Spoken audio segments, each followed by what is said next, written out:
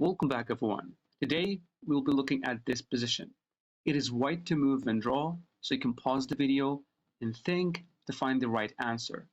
As you can see right here, the pawn on f3 is stopping our king from escaping this pawn promotion, which is going to be a check, and we're going to get checkmated.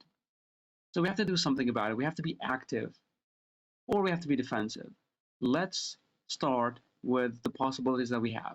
We have this move a7, giving a check. We also have rook to h8, giving a check. And we can also try to run away with the king, maybe, and see what happens. Okay, let's see first this pawn promotion, this pawn push. Pushing the pawn is bad. Not because black can take, because if black takes, this is actually a draw. And then I'm going to show you this in a sec. But the best move in this position is to play king to a8. Now, this is a threat. We cannot do anything about this. We have to do something active, like you play a check. Then black takes the pawn, we play another check, black goes here, and the idea that this pawn will promote in the next move. Our king cannot really escape. Even if you play something like king e1, king g1, it doesn't really matter where. Black promotes the queen, we move away, and the queen gets active and tries to give us some checks and win this game. Right. So we don't push the pawn. What if we play the check first? Well, we get the exact same position, but in a different move order. Now we play this, he takes and takes, and we reach the exact same thing. So it's not a pawn push, it's not a check, and it's not another check. You might say, okay, I got this. King g1. The idea of king to g1 is that after black promotes, we play king to h2, and his queen is targeted.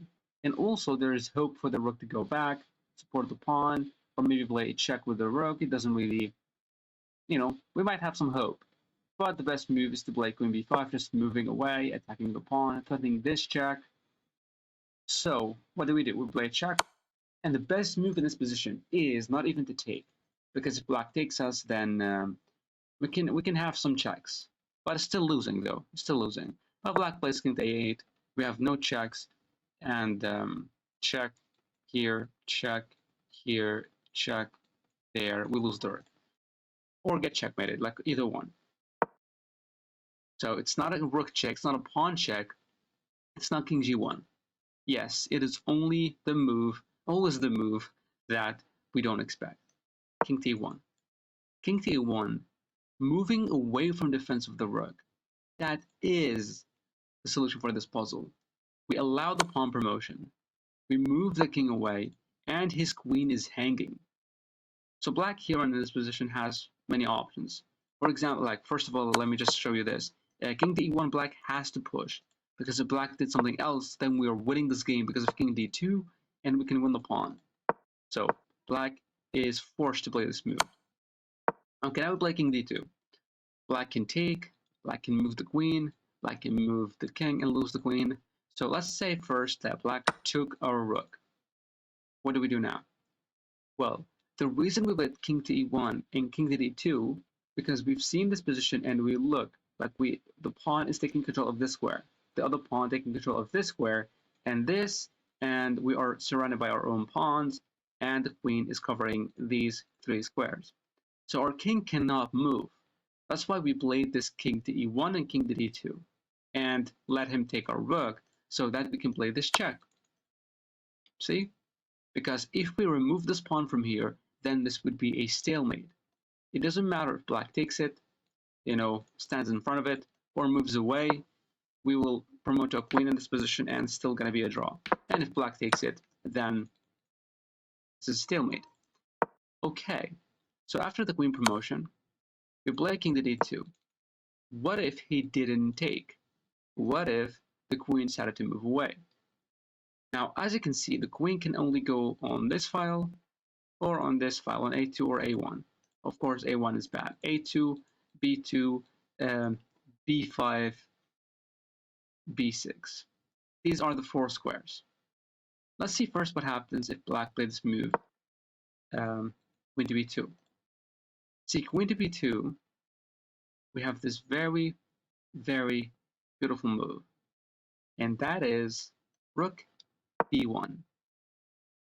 we are pinning the queen to the king, forcing black to take us. Now when black takes us, remember the exact same position? We cannot move. So now we play the check. Black takes it, or gets in front of it or moves away. This is still going to be a draw, and this will be a stalemate. Okay, what if after this rook to b1, black goes, black cannot really actually move out because it's going to be pinned. What if queen to a2?